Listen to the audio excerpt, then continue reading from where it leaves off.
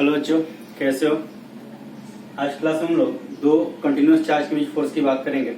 जैसे पिछले क्लास में एक बात किया था कि जब ये हाफ रिंग था, ये पॉइंट चार्ज था, यहाँ फोर्स निकलवाया था इन दोनों के बीच का, तो ये कंटिन्यूअस चार्ज था, पॉइंट चार्ज था। यहाँ हम लोग बात करेंगे, जो भी आज क्वेश्चन करेंगे उसमें दोनों जो चार्ज होगा वो कंटिन्यूअस होगा, या तो रॉड है तो रिंग है, या दोनों रॉड हो सकता है। इस तरह से कुछ डिस्कशन होगा। तो इस पे बात करते हैं। क्वेश्चन है ये, तो इसमें क्वेश्चन का ही डिस्कशन है। क्वेश्चन ये है कि find force experience by wire due to the ring. तो फोर्स एक्सपीरियंस बाय वायर निकालना ड्यू टू रिंग। रिंग जो है इस वायर पे कितना फोर्स लगाएगा।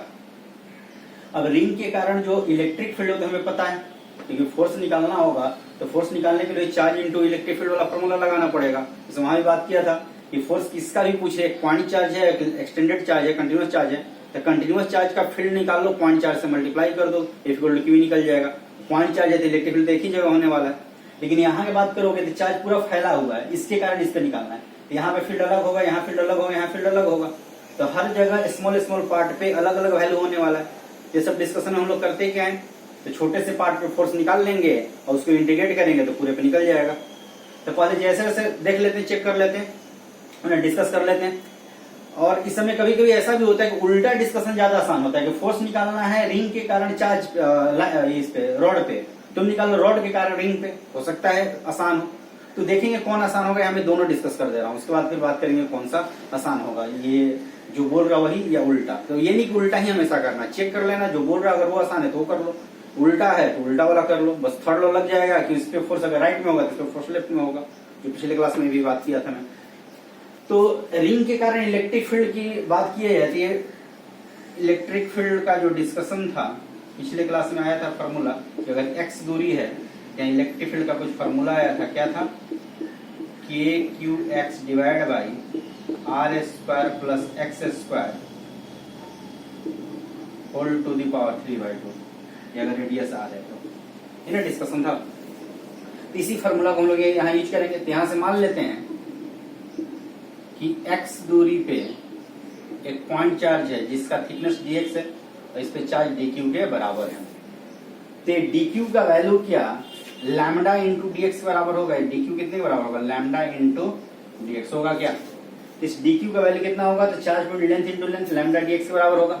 तो इस वाले पे फोर्स कितना लगेगा, दोनों प्लस है तो रिपेल ही करेगा। तो इस वाले पे जो फोर्स लगेगा उसको df मान ले रहा हूँ।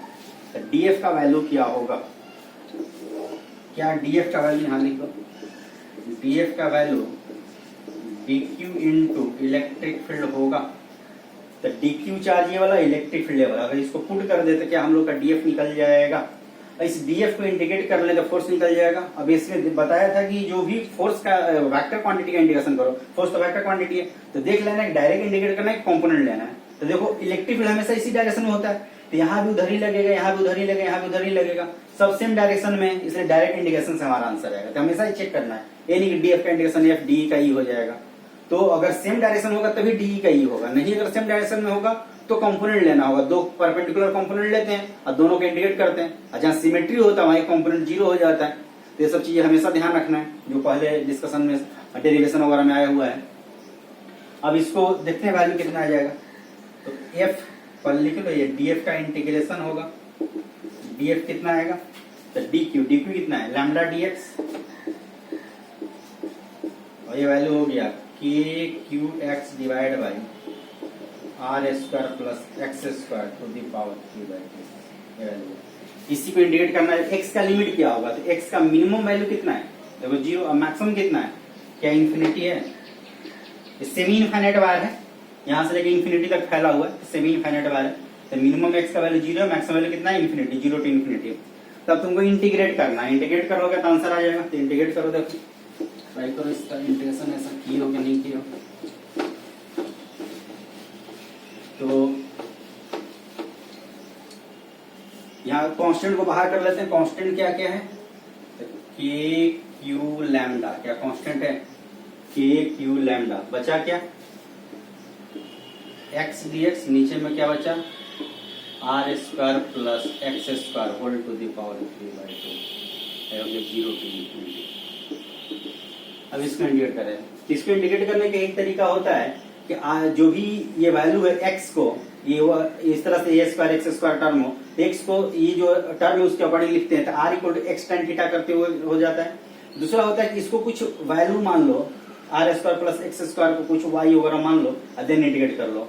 तो ये तब मानोगे जब यहाँ पे r square plus x square हो, लेकिन इसका एक्स डीएक्स का टर्म हो, केवल डीएक्स होगा तब नहीं, क्योंकि इस डिफरेंशिएशन करोगे, अभी डिस्कस में कर रहा हूँ क्यों ऐसा होगा। तो मान लेते हैं let r square plus x square equal to y, या स्क्वायर मान लो, वाई स्क्वायर मान लो। तो ये r square plus x square को हम लोग क्या मान लिए, वाई स्क्वायर का वैल्यू मान लिए। तो R square plus x square Y square हो गया। तो यहां से हम लोग आर स्क्वायर का डिफरेंशिएशन जीरो, डिफरेंशिएट कर लो both side, differentiating both side. तो आर स्क्वायर के जीरो कांस्टेंट टर्म है, तो कांस्टेंट है जीरो, एक्स स्क्वायर का क्या होगा, तो 2x dx। इसी के लिए तो x dx ऊपर आ गया। तो अगर केवल dx होगा तब ऐसे नहीं सोल्व कर सकते हो, फिर और तरीका होगा। तो ये इंटीग्रेशन है, यहाँ तक फिजिक्स से, इसके बाद मैथ है। मैथ में इंटीग्रेशन डिटेल में पढ़ोगे तब ये सब चीजें और ज्यादा अच्छे से बना सकते हो। तभी जो जो डिस्कशन आएगा कुछ पैटर्न का ही 2-3 रहता है, ज्यादा नहीं आता, तो उसको ध्यान रखोगे कि ऐसे इक्वेशन में हम लोग को क्या पुट करना है। तो यहाँ पे अगर ये स्क्वायर वाला टर्म है, यहाँ पे एक्स dx वाला टर्म है, तो इस तरह से इसको मान लोगे, क्योंकि ये एक्स स्क्वायर जो डिफरेंशिएशन है एक्स dx आ जाएगा। इस एक्स dx को हम लोग रिप्लेस कर देंगे y से, क्योंकि जो भी इंटीग्रेशन होगा सेम वेरिएबल में होगा। तो हमारा टास्क क्या है, x को y बनाना और dx को dy बनाना। तो x को y फिर ऐसे अगर टर्म में बनाओगे तो फिर अंडर रूट हो जाएगा। इसे यहाँ पे अगर बनाओ तुम x को y, तो y square minus r square फिर अंडर रूट चढ़ जाएगा, तो दिक्कत हो जाता है। एक्स dx पूरा रिप्लेस हो जाना चाहिए, और ये पूरा रिप्लेस हो रहा है तब ठीक है। तो कितना आ जाएगा, 2y dy होगा क्या। तो इसका मतलब x dx किसके बराबर हो गया, y dy के बराबर हो गया। अब इसको पुट करो। वैसे इसका जो सेकंड मेथड है ज्यादा आसान है, फर्स्ट मेथड थोड़ा तुम्हें इंटीग्रेशन वगैरह आ गया। जो दूसरा वाला करोगे, इसका उल्टा वाला डिस्कशन, वो बहुत ही आराम से निकल जाएगा। इसलिए ये वाला काम नहीं किया जाता, इसलिए बता कि दोनों चेक कर लोगे, कौन आसानी से सोल्व होने लायक है वो कर लोगे। अभी क्वेश्चन 1 में पुट कर देते हैं, या पहले इसका इंटीग्रेशन केवल करो, आई इक्वल टू इंटीग्रेशन को आई से रिप्रेजेंट करते हैं, 0 टू इन्फिनिटी एक्स dx कितना हो जाएगा, तो y dy और divide by r square plus y square कितना है, r square plus x square को क्या वाई स्क्वायर लिख सकते हैं, वाई स्क्वायर का पावर कितना हो गया, 3/2। तो ये y का लिमिट नहीं है, ध्यान रखोगे ये x का लिमिट है। लिमिट भी चेंज करना होता है कि y का लिमिट और x का लिमिट जो है अलग अलग हो सकता है। तो लिमिट इस तरह से चेंज करते हैं, देखो जैसे वैल्यू वगैरह पुट करते हुए उसी तरह से कि x हो गया वाला y हो गया। देखो इसमें x एक बार 0 पुट करो तो y निकल जाएगा, एक बार x इन्फिनिटी पुट करो तो y निकल जाएगा। x 0 पे y कितना है, x इन्फिनिटी पे कितना है। तो x 0 पुट करोगे तो y स्क्वायर आर स्क्वायर हो गया, तो क्या y r के बराबर हो जाएगा। देख लो x 0 पुट करोगे हट गया, तो y square equal to r square, तो y r के बराबर हुआ। x इन्फिनिटी पुट करोगे तो इन्फिनिटी में कुछ भी जोड़े इन्फिनिटी होने वाला है, तो क्या ये इन्फिनिटी हो जाएगा। मतलब इंटीग्रेशन क्या करना है, r से इन्फिनिटी। हमारा इस वेरिएबल में लिमिट क्या हो गया, r टू इन्फिनिटी। अब इंटीग्रेशन आसान हो गया तुम्हारा, 2 से 2 हट गया, r टू इन्फिनिटी ये हो गया तुम्हारा y डिवाइड, चलो अभी छोड़ दो, नीचे में y का होल क्यू हो गया, 2 हट गया, ऊपर जाएगा y का पावर -2 हो जाएगा, y का power -2 dy r to infinity. ये इंटीग्रेशन हुआ। इसका इंटीग्रेशन क्या होता है, पावर 1 बढ़ाते हो तो पावर 1 बढ़ा दो और बढ़े हुए पावर से डिवाइड कर दो, तो -1 होगा कितना, r से इन्फिनिटी। माइनस साइन हटाने के लिए उल्टा लिमिट पुट कर दो, पहले lower limit then upper limit. क्या ये 1/y होगा, तो 1/y होगा, माइनस साइन हटाना है तो उल्टा लिमिट कर दो, ये ना होता है, तो माइनस साइन रख सकते हो। तो कितना हो जाएगा 1/r माइनस 1/इन्फिनिटी, तो किसके बराबर हो गया 1/r। ये पूरा जो इंटीग्रेशन एक टर्म है किसके बराबर है, 1/r के बराबर है। तो फोर्स कितना हो जाएगा देख लो, तो फोर्स का वैल्यू हो जाएगा के क्यू लैम्डा, पूरा इंटीग्रेशन कितना हो गया 1/r, के क्यू लैम्डा बाई आर, यही फोर्स होगा। इतना फोर्स ऑफ इंट्रैक्शन होगा, ये उस पर फोर्स लगाएगा। तो नोट डाउन करो, दूसरे मेथड की बात करते हैं उसको।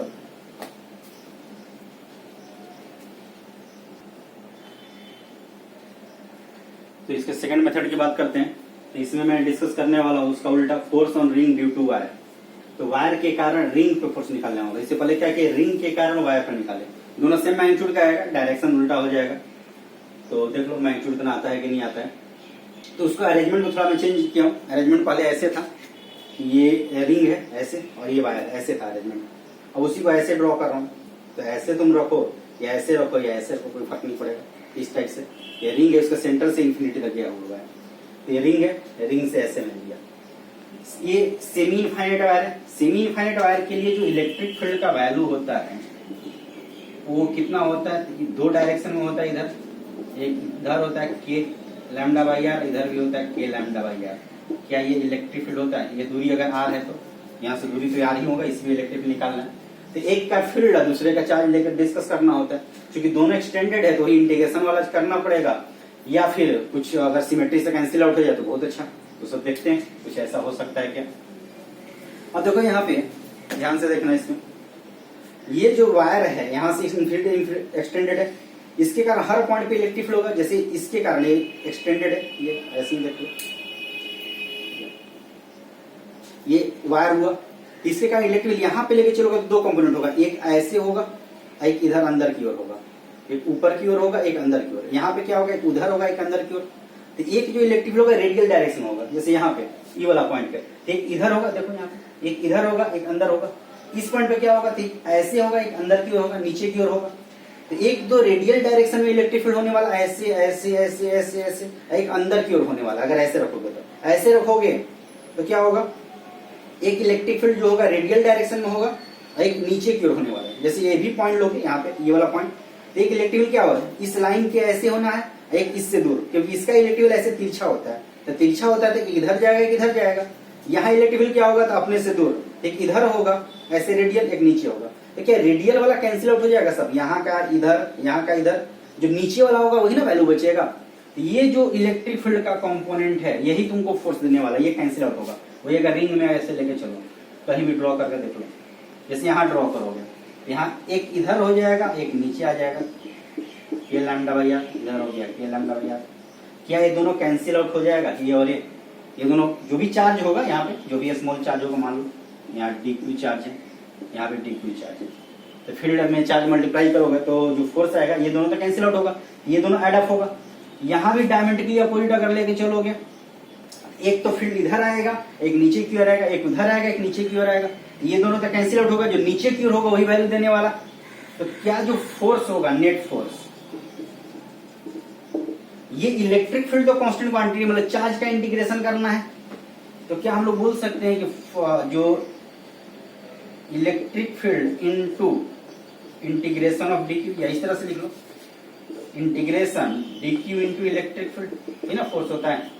ये स्मॉल फोर्स हो, उसको इंटीग्रेट कर लो। इलेक्ट्रिक फील्ड कितने के बराबर है?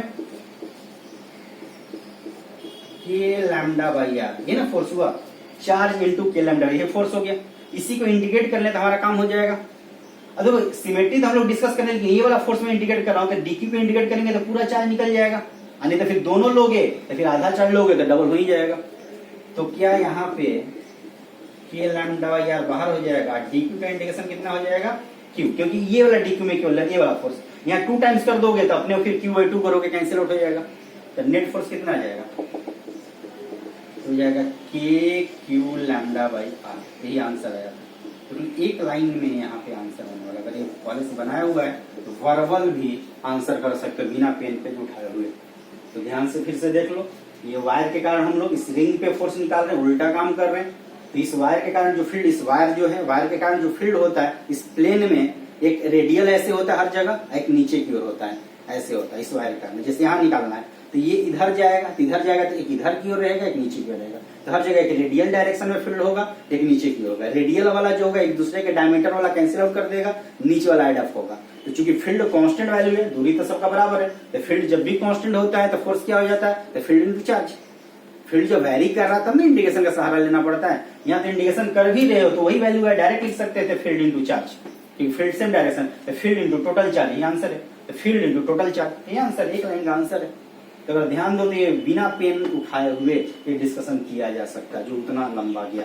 ये सब यहाँ देख लोगे कि कहीं उल्टा डिस्कशन करने में हमारा आसान हो रहा है कि नहीं हो रहा है, और नहीं हो रहा है, दोनों ऐसे ही लग रहा है कि इंटीग्रेशन जाना है तो फिर और लंबा ही जाएगा। तो जो दिया वही कर लो। अगर बिना इंटीग्रेशन का इधर बन जा रहा है तो तुम्हारा आसानी होगा। तो एक तरह से देखा जाए तो बिना इंटीग्रेशन का ही बना है, इंटीग्रेशन यहाँ कोई यूज हुआ नहीं है। तो नोट डाउन करो, फिर अगले क्वेश्चन पे आते हैं।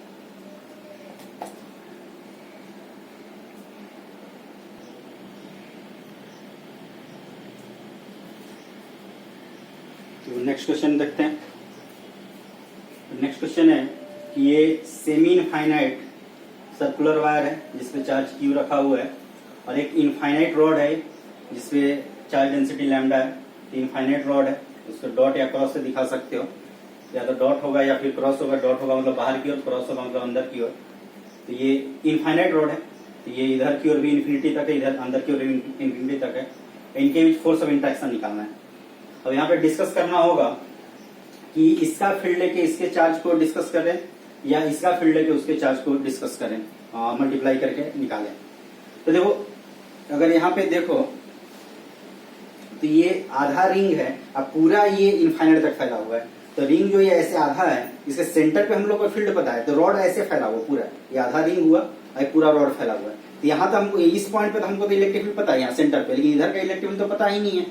और वो वैल्यू तो हम लोग कभी इंडिकेट, ये वाला वैल्यू तो कभी निकाले ही नहीं है कि आधे रिंग के एक्सिस पे, फुल रिंग के एक्सिस पे निकाले हैं, आधे रिंग के एक्सिस पे तो नहीं निकाले हैं। तो ये डिस्कशन तो हम लोग कर ही नहीं सकते हैं रिंग के कारण वायर पे, क्योंकि रिंग के कारण हमको फील्ड ही नहीं पता है। तो वायर के कारण रिंग पे निकाल लेते हैं। वायर के कारण तो इस जगह पे हमको फील्ड पता है ना, तो ये डिस्कशन हम लोग करने वाले हैं। तो वायर के कारण अगर बात करोगे, ऐसा कुछ यहाँ देखो, ये कुछ ऐसे ड्रॉ कर सकते हो, आधे रिंग है, ये डायमीटर हुआ इसका, ये आधा रिंग है। इस वायर के कारण जो इलेक्ट्रिक फील्ड होता है किसी पॉइंट पे, ये वायर के कारण क्या कितना होता है, पहले इलेक्ट्रिक फील्ड देखो। वायर के कारण जो इलेक्ट्रिक फील्ड होता है किसी पॉइंट पे, मान लो इस पॉइंट पे इलेक्ट्रिक फील्ड है, क्या इस डायरेक्शन में 2k लैम्डा बाई आर होता है? अगर ये दूरी r के बराबर है तो क्या ये value 2k lambda by are होता है? तो अगर ऐसे डायमीटर का लेके चलोगे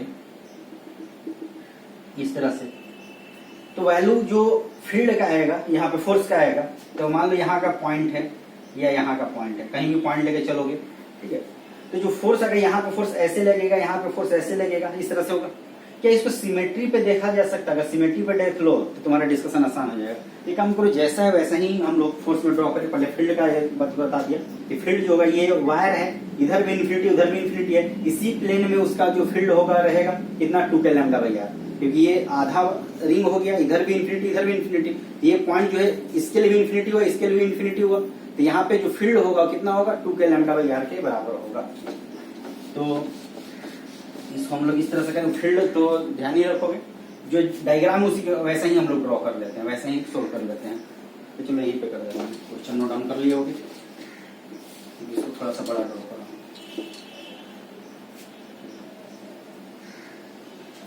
और ध्यान दो तो यहाँ सिमेट्री डिस्कस किया जा सकता है, कहीं भी सिमेट्री डिस्कस होता है तो वहां थोड़ा सा आसानी से सोल्व हो जाता है।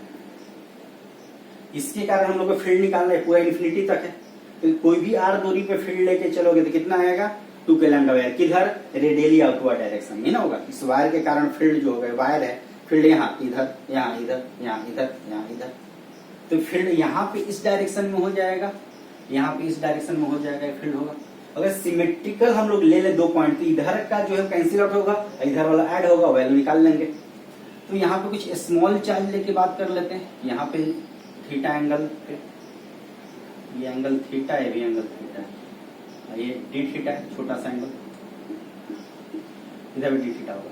ये जो चार्ज है यहाँ पे, या यहाँ पे चार्ज है, इसको मान लेते हैं कि डी क्यू के बराबर है। ये स्मॉल क्यू कर लो, इसको डी क्यू के बराबर है, ये मान लेते हैं।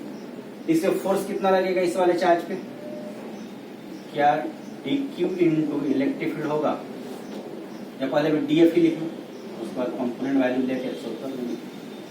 मान लो फोर्स डी एफ लग रहा है, अब इसका जो कंपोनेंट तोड़ोगे उसमें कुछ कैंसिल आउट होगा, ये एंगल थीटा होगा, ये भी थीटा होगा। क्या साइन थीटा कैंसिल आउट होगा, बचेगा क्या, कॉस थीटा, तो कॉस थीटा बचेगा, तो नेट फोर्स कितना आएगा,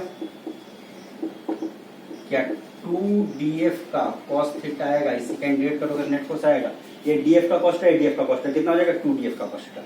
अगर दोनों मिला के इंटीग्रेट कर रहे हो तो तुमको आधा ही लिमिट लेना होगा, बताया था। और केवल एक को इंटीग्रेट करोगे तो पूरा फिर लिमिट लो, जिससे पहले किया। एक ही को इंटीग्रेट किया तो पूरा लिमिट लिया, 2 नहीं आएगा फिर फैक्टर, तो पूरा लिमिट ले लोगे, अपने आप डबल हो जाएगा। और दोनों मिला के लोगे तो फिर आधा करोगे, क्योंकि ये इसको कैंसिल आउट कर रहा है, तो यहाँ से यहाँ लेके चलोगे तो अपने आप ना आ जाएगा। तो दोनों मिला के अगर लिखोगे तो तुमको आधा इंडिकेट करना है, और केवल एक को लेके चलोगे तो फिर पूरा इंडिकेट कर लो। तो ध्यान रखना है। तो कितना आ जाएगा 2 DF का वैल्यू, तो DF जो है DQ इंटू, यहाँ DF निकाल देना इधर, DF कितना हो जाएगा, तो DQ into electric field, DQ कितना, तो लैम्डा इंटू, अच्छा लैम्डा का टर्म में तो डिस्कशन ये DQ ही छोड़ दो केवल, DQ इलेक्ट्रिक फील्ड कितना हो गया, 2K लैम्डा बाई आर, इसका चार्ज डेंसिटी लैम्डा, यहाँ चार्ज टोटल Q था, इतना डिस्कशन था, तो 2K lambda by r electric field हुआ। अब देखो सबका DF अलग अलग है, इसलिए हम लोग कंपोनेंट लेके इंडिकेट करना पड़ रहा है। सब DF अगर सेम डायरेक्शन में होता तो डायरेक्ट इंडिकेट कर देते, तो वैल्यू हुआ। ये कांस्टेंट टर्म है, DQ को इंडिकेट करना है, तो लैम्डा में ले जाने की जरूरत नहीं है। DQ का इंडिकेशन हम लोग क्या करेंगे, क्योंकि दोनों लिए हुए तो DQ का आधा पे इंडिकेट करेंगे, तो Q नहीं लिखेंगे, Q/2 लिखेंगे। यहाँ 2 नहीं लिखोगे तो फिर Q लेके चलोगे, सेम आंसर आ जाएगा। तो DF का वैल्यू हो गया तुम्हारा DQ इंटू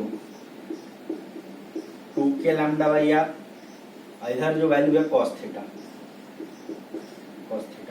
अच्छा यहाँ पे एक वेरिएबल और है थीटा, तो ये हम लोग को डिस्कशन लैम्डा में लेके ही जाना पड़ेगा, क्योंकि थीटा भी तो वेरिएबल है, तो दो वेरिएबल एक साथ इंडिकेशन हो नहीं सकता, ये तो नहीं हो सकता। तो DQ को हम लोग D थीटा में कन्वर्ट करना पड़ेगा, तो DQ को हम लोग D थीटा में कन्वर्ट करना पड़ेगा। तो इसका जो लैम्डा, इसका लैम्डा हो गया, तो लैम्डा इसको मान लो मैं लैम्डा 1 मानो, क्या एक Q/πr होगा, निकलवाया था।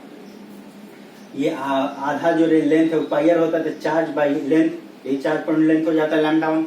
तो DQ कितना होगा, तो DQ होगा charge point length into length, तो ये लेंथ कितना होता है, ये वाला लेंथ DL, तो ये हो जाएगा तुम्हारा lambda 1 into charge point length DL।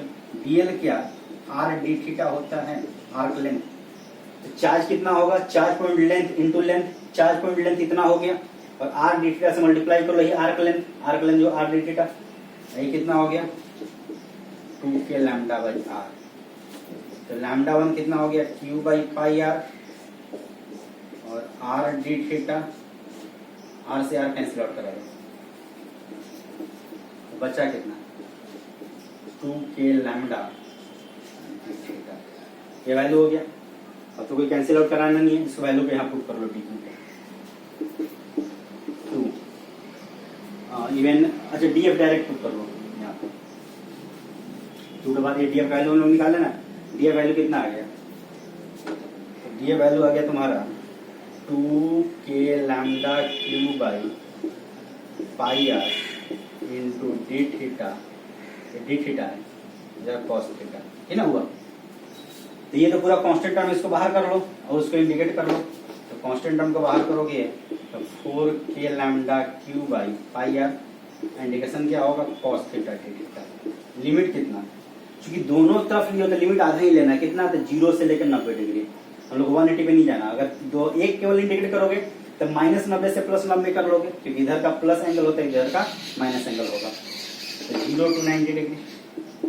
यहाँ थीटा का मिनिमम वैल्यू 0 और मैक्सिमम कितना 90 डिग्री, ये वैल्यू रहेगा। cos थीटा का इंडिकेशन कितना होता है Q/πr। cos थीटा का जो इंडिकेशन हो जाता है तुम्हारा sin थीटा होता है, तो साइन में पुट करोगे तो sin 90 माइनस sin 0, sin 0 तो 0 हो जाता है, तो ये तुम्हारा फोर्स हो जाएगा कितना 4K लैम्डा Q/πr, यही आंसर, ये इतना फोर्स लगेगा।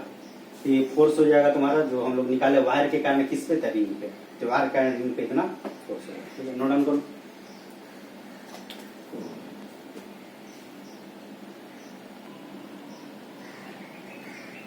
तो नेक्स्ट क्वेश्चन है, इसमें दोनों इनफाइनाइट वायर, एक इनफाइनाइट वायर ऐसे रखा हुआ है, दूसरा इनफाइनाइट वायर ऐसे रखा हुआ परपेंडिकुलर, इसके प्लेन का परपेंडिकुलर, ये दूरी पे रखा हुआ है। एक वायर ऐसे, एक वायर ऐसे, इसमें चार्ज पॉइंट लेंथ लैम्डा 1 है, इसपे चार्ज पॉइंट लेंथ लैम्डा 2 है, दोनों के इंटरेक्शन फोर्स निकालना है।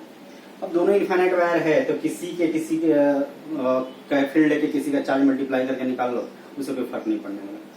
तो डायग्राम को थोड़ा सा ड्रॉ करते हैं हम लोग अपने तरीके से, ताकि डिस्कशन आसान हो जाएगा। ऐसे कुछ ड्रॉ कर लेते हैं इस टाइप से, ताकि फोर्स वगैरह का ड्राइंग आसान हो, उसको समझना आसान हो। तो ये एक वायर ऐसे हो गया और दूसरा वायर ऐसे हो गया, इसके कारण इस पे मैं फील्ड वगैरह फोर्स वगैरह निकालने वाला हूँ। अब इसमें भी अगर सिमेट्री की बात करना है तो थोड़ा आसान हो जाएगा। तो एक यहाँ पे चार्ज छोटा सा लेते हैं, एक यहाँ पे छोटा सा चार्ज लेते हैं बेटा, ये थीटा और थीटा एंगल पे यहाँ पे इस तरह से थीटा हो जाएगा। इस यहाँ पे फील्ड किधर होगा, क्या राइट में होगा या कुछ तिरछा होगा? तो इसके कारण मुझे फील्ड लेना है। तो क्या रेडियली आउटवर्ड होता है 2k lambda by r, infinite wire है, इस कहीं भी हो तो वहां के लिए इन्फिनिटी वायर है, electric field radially outward direction में होता है हर जगह। कैसा होता है? Radial outward. सेमी इनफाइनाइट में क्या होता है, एक कंपोनेंट रेडियल होता है, एक कंपोनेंट नीचे, अगर पॉजिटिव है तो, और अगर निगेटिव है तो ऊपर, मतलब अपने तरफ, ऊपर है तो ऊपर, नीचे है तो नीचे।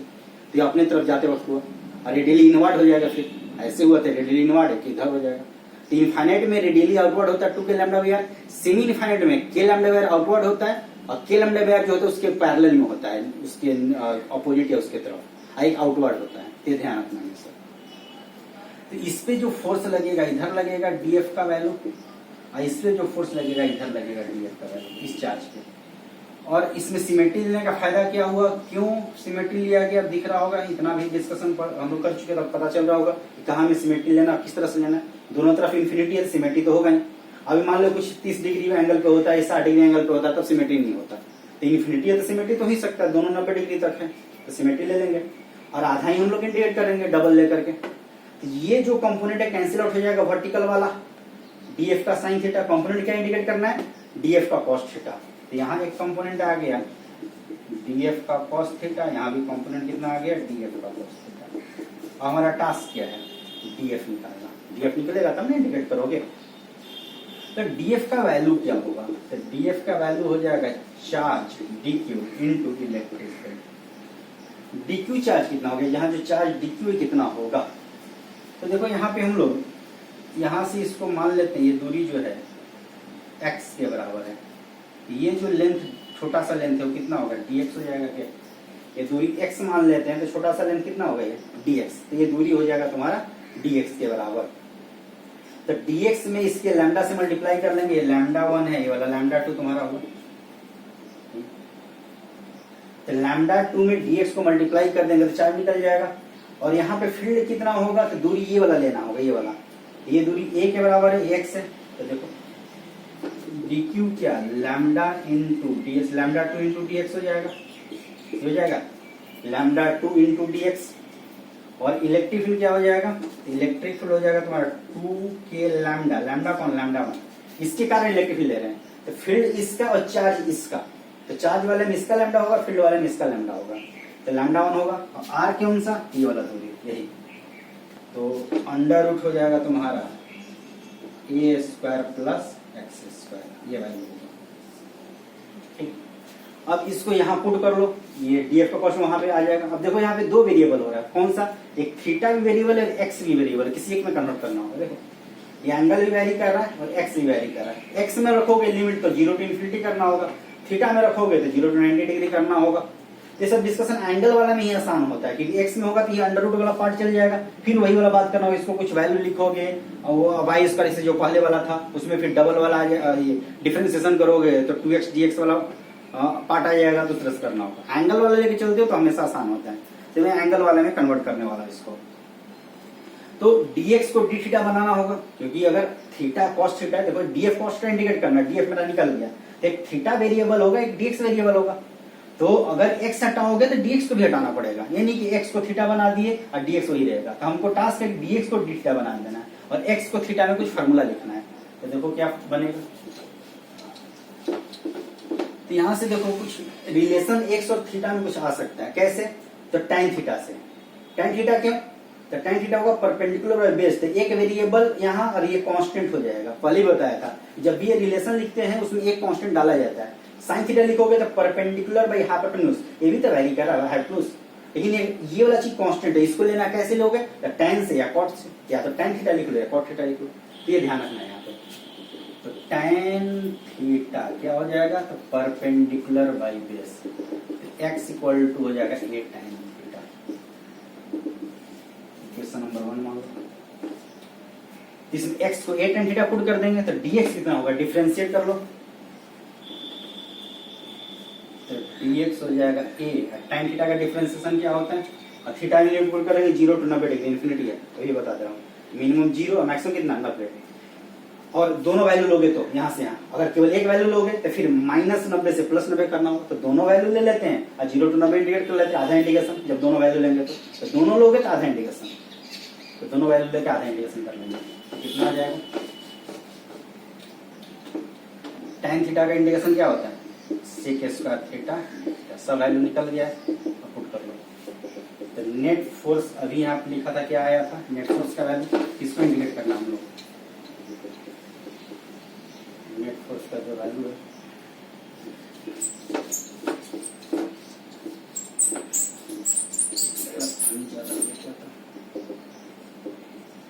एफ नेट का इंटीग्रेशन 2df का cos थीटा, इसी को इंटीग्रेट करना है।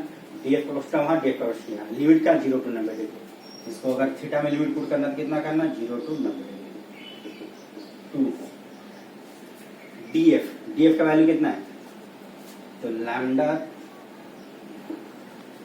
जैसे वैसे लिख लो, लैम्डा 2, dx का वैल्यू कितना, a sec square theta d theta, ये वैल्यू हो गया। इधर कितना हो गया, 2k lambda 1 divide by under है ना हुआ a स्क्वायर, a का वैल्यू कितना पुट करना, a स्क्वायर नहीं, a का वैल्यू तो कांस्टेंट क्वांटिटी x का वैल्यू पुट करेंगे, ठीक है नहीं, a स्क्वायर x स्क्वायर कितना होगा, a square tan square theta. ये पूरा वैल्यू अभी तक df आया है, 2 तो बाहर किया, एक वैल्यू बच गया क्या, cos थीटा। cos थीटा तो पुट करोगे ना, तो देखो सब थीटा में आ गया और साथ में d थीटा आया होगा यहाँ, तो d थीटा dx से सब रहेगा। अब इसी को इंटीग्रेट करो, वहां से तुम्हारा आंसर आ जाएगा, फिर इंटीग्रेट करो, सब कांस्टेंट को बाहर करो। क्या क्या कांस्टेंट बाहर हुआ, 2 × 2 4 हो जाएगा, 4k लैम्डा 1 लैम्डा 2 वैल्यू होगा, 4k लैम्डा 1 लैम्डा 2 हो जाएगा, और ये बाहर हो जाएगा। और यहाँ से देखो सेक स्क्वायर थीटा क्या होता है, तो 1/cos स्क्वायर थीटा, तो एक cos थीटा हट जाएगा, तो एक केवल सेक थीटा बचेगा, तो ऊपर में बच जाएगा तुम्हारा एक सेक थीटा d थीटा, नीचे में क्या बचेगा, एक a को बाहर करो, तो a स्क्वायर बाहर करोगे तो a रहेगा, और 1 + tan square theta. 1 + tan square theta क्या सेक थीटा होता है, सेक स्क्वायर थीटा, तो अंडर रूट के साथ ये तो कैंसिल आउट हो जाएगा ना, under root 1 + tan square theta, sec square theta, under root हुआ, ये भी तो पूरा सेक थीटा है, सेक थीटा से सेक थीटा हट गया, और a से a हट गया, कितना आ गया, 4k लैम्डा 1 लैम्डा 2, इधर वैल्यू हुआ d थीटा, तो ये वैल्यू आ गया। अब यहाँ पे तुम्हें इंटीग्रेट जो लिमिट करना हो तो रहेगा 0 to 90 डिग्री, तो 90 डिग्री नहीं करोगे, π/2 करोगे, ध्यान रखोगे कि जब भी d थीटा का थीटा आने वाला है, तो थीटा में जो लिमिट पुट करोगे रेडियन में पुट करना होगा। एंगल में तो तुम cos थीटा sin थीटा होता है पुट कर लेते हो, जब थीटा में पुट करना हो, वैल्यू जा रहा है, वैल्यू जब जाता है तो रेडियन में पुट करना होता है, तो 90 नहीं लेके चल लोगे। अब इसको सोल्व कर लो, कितना आ जाएगा, 4k लैम्डा 1 लैम्डा 2 और d थीटा का थीटा तो क्या π/2 हो जाएगा, ये वैल्यू हो जाएगा 4k लैम्डा 1 लैम्डा 2 पाई, या 2 से 2 हट गया तो 2 हो जाएगा, तो 2k लैम्डा 1 लैम्डा 2 ये वैल्यू है। इसमें देख लेना कहीं कुछ छूटा तो नहीं है, लग तो नहीं रहा कहीं कुछ छूटा है, तो अगर कैलकुलेशन सही है तो ये तुम्हारा आंसर है। तो इस तरह से हम लोग यहाँ निकाले कि एक के कारण लेके दूसरे पे फोर्स निकाल रहे हैं, एक का फील्ड दूसरे का फोर्स, तो वहाँ पे थोड़ा सा डायग्राम हम लोग अपने अकॉर्डिंग कर लिए कि एक को ऐसे पॉइंट वाला हो गया, एक लाइन वाला हो गया, इसके कारण यहाँ फील्ड इधर रेडियल सिमेट्री ले लिया था, हमारा डिस्कशन आसान हो गया। एक इंडिकेशन करना होगा, दूसरा करने का जरूरत नहीं पड़ा, दूसरा कैंसिल आउट हो गया, ये हमारा आंसर है। आज के लिए इतना ही, नेक्स्ट क्लास में मिलते हैं।